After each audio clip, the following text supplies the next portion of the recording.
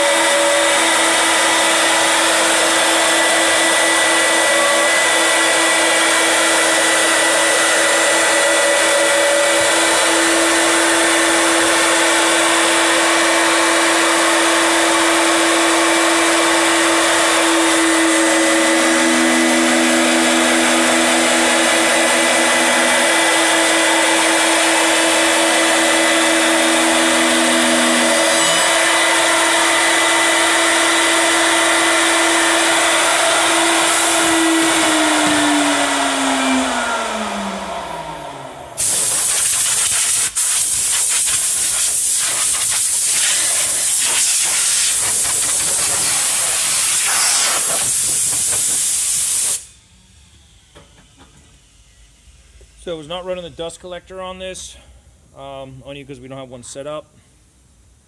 You can see the cut, perfectly flat, nice clean. Okay.